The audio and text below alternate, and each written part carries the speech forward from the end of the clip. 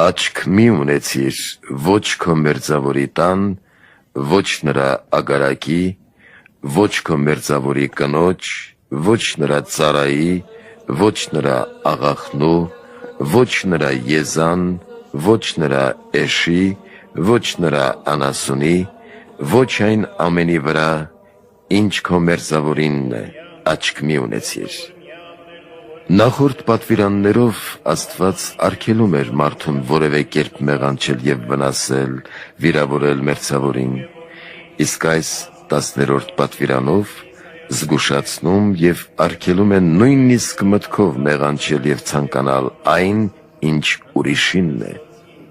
լինի դա ագարակ, տուն, կին, ծառա կամ որևէ այլ բան, որի պատճառով կարող են մեծ և ծանր հանցագործություններ ծնվել։ Եվ այս մասին է ասում Քրիստոս ավետարանում. ներսից մարդկանց սրտից են ելնում չար խորհուրդները, շնություն, պոռնկություն, գողություն, սպանություն, ագահություն, չարություն, նենգություն, գիջություն, չար նախանձ, հայոյանք, ամբարտավանություն, անզգամություն։ Այս բոլոր չարիքները ներսից են ելնում և պղծում մարդուն։ Ցանկությունը մեղքերի սկզբնապատճառն ու գլուխն է, և անհրաժեշտ է հենց սկզբից վերացնել այն, չթողնել, որ աճի և զարգանա, այլապես ավելի դժվար կլինի նրա դեմ պայքարելը։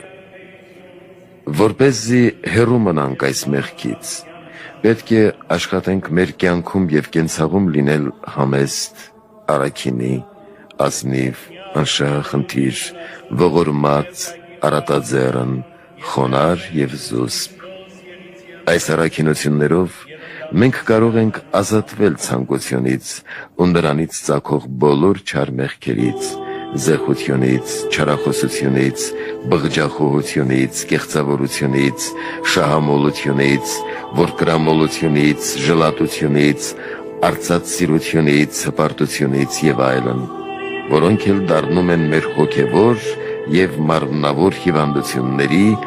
այնուհետև ժամանակավոր և հավիտենական մահվան պատճառը։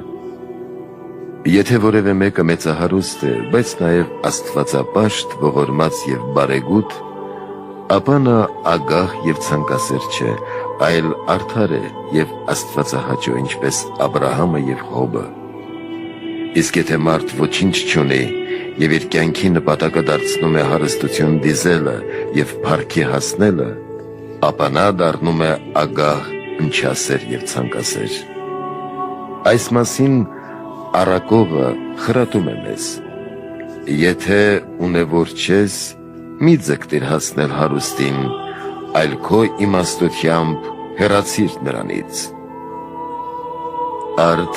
հեռու մնանք անձնապաշտությունից